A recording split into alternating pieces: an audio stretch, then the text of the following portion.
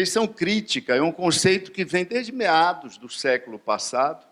O Viotti foi o primeiro, foi o fundador, não é? O que primeiro conceptualizou as eleições críticas, e como eleições nas quais, né, se dá, às vezes, um landslide, se dá um verdadeiro terremoto nos alinhamentos eleitorais e partidários anteriores, e isso termina, pelo resultado desses pleitos, por produzir fortes mudanças nas elites governamentais e nas políticas públicas, no escopo e no conteúdo das políticas públicas, por óbvio.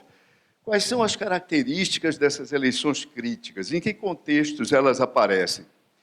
Elas aparecem, segundo a literatura, e aí, eleições críticas, afora o que eu próprio trabalhei esse conceito quando, num livro meu, Democracia das Urnas, eu dava conta das eleições da Quarta República, e isso um livro de 91, vários autores trabalharam, Burnham também, sempre essas características: grave crise econômica, emergência de terceiras forças, ou seja, candidatos fora do mainstream partidário, e forte polarização ideológica.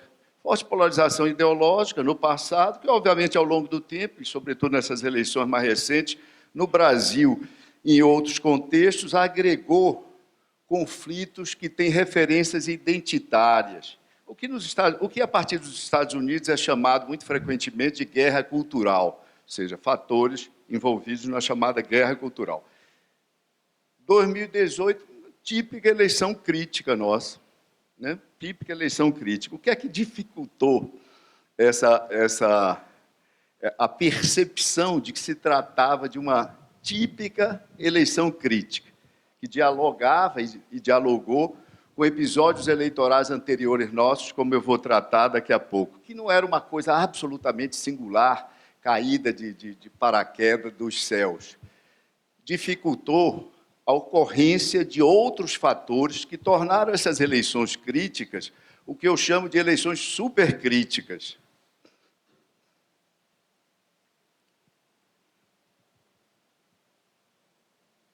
Afora os três fatores, somaram-se a esses.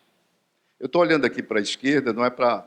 É para lembrar o rapaz para passar aí, porque nós estamos sem o controle da transmissão dos slides. Somaram-se a esses fatores, Lava Jato, coisa absolutamente importante na eleição desse ano, o impeachment, que teve um papel especialíssimo na eleição desse ano, e o malogro, o insucesso do ponto de vista de opinião pública, conquanto muitos analistas, eu entre eles, reconheçam muitas qualidades no governo Temer, do ponto de vista de eficácia de algumas de suas políticas, mas a impopularidade do governo Temer jogou uma cortina de fumaça, né, sobre o processo e sobre a conjuntura. Impopularidade de Michel Temer, por exemplo. Alguns analistas estatísticos chegaram a dizer que o maior preditor dessa eleição seria o posicionamento dos candidatos em relação ao governo Temer. E vocês devem ter assistido propaganda eleitoral de candidatos presidenciais que atacavam o Michel Temer, que faziam questão de atacar o Michel Temer, pensando que o Michel Temer estava na berlinda, que ele era pedra da vez nessa disputa eleitoral. Lava Jato, obviamente, já tinha começado a fazer uma seleta de candidatos. Os dois dos candidatos óbvios dessa eleição, o ex-presidente Lula, foi impedido de participar por conta da Lava Jato. Independente, eu estou usando o verbo impedir, participar passado, sem nenhum juízo de valor. Ele foi, pelo processo legal, pelo devido processo legal, foi inviabilizada a sua candidatura. E outra candidatura, que era absolutamente natural, a candidatura de Aécio Neves. Não fora a Lava Jato, Aécio Neves teria sido candidato do PSDB.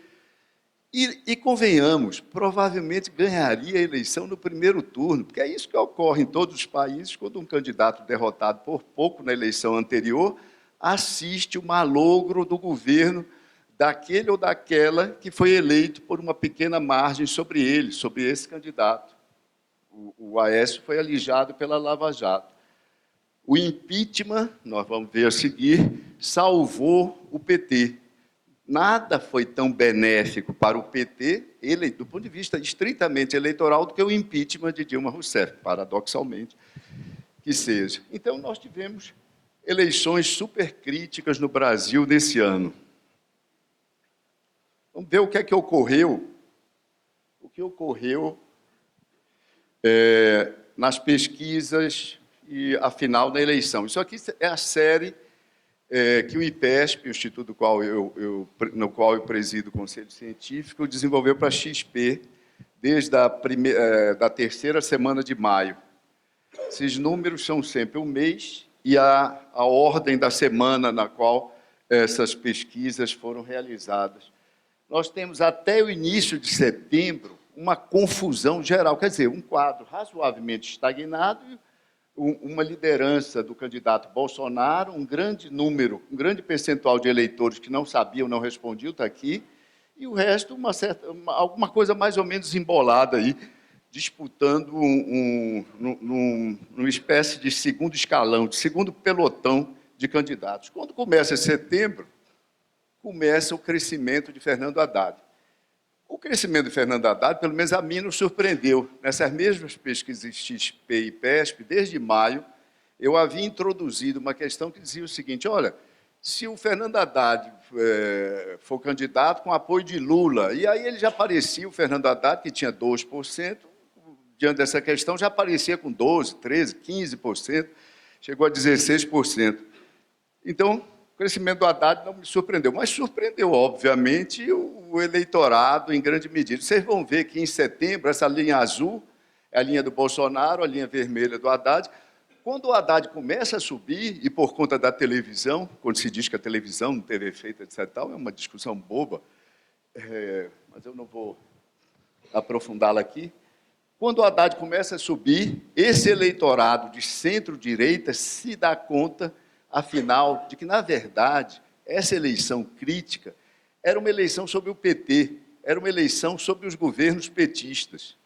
E a linha, em paralelo, dá-se o crescimento de Jair Bolsonaro, que era o candidato que podia, que já vinha com patamar 17, 18, e que era o candidato que mostrava viabilidade para se sagrar vitorioso. Por que não o candidato do PSDB? Porque o candidato do PSDB, a Lava Jato, já havia inviabilizado lá atrás. A Lava Jato não inviabilizou só Aécio Neves, inviabilizou também Geraldo Alckmin. Geraldo Alckmin, o PSDB, um partido duramente atingido pela Lava Jato, ele teve os vínculos psicológicos de representação com esse eleitorado de centro-direita revogados, o PSDB. Então, o PSDB era uma aposta inviável, desde o início, a candidatura era inviável. Seria o candidato Jair Bolsonaro. Se o Amoedo tivesse tido tempo de televisão e participação nos debates, talvez o Amoedo tivesse, em algum momento, confrontado ou mostrado alguma capacidade de se tornar viável, e aí isso podia ter em algum momento, tornado o nome dele uma alternativa concreta ao nome do Bolsonaro.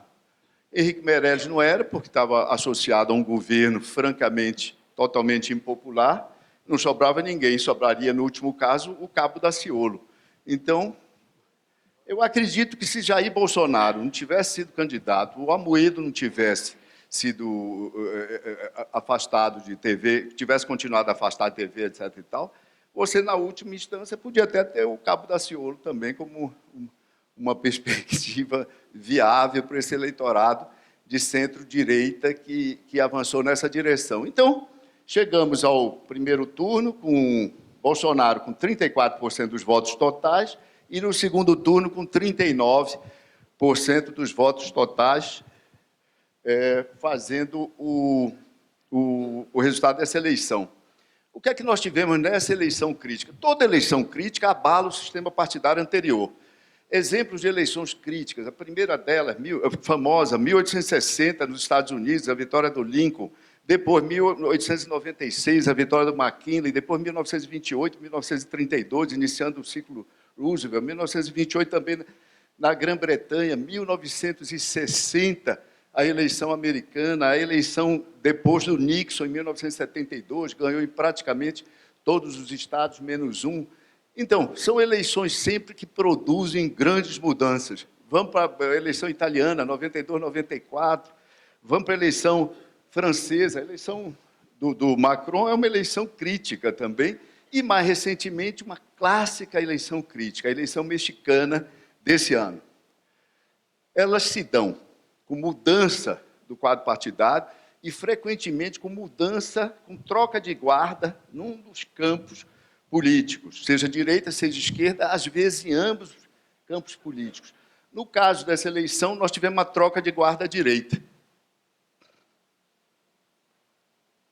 Eu comentei isso tudo num artigo do dia da eleição, que foi publicado no dia seguinte, ele está aqui no meu Instagram, que é @lavareda_Antônio.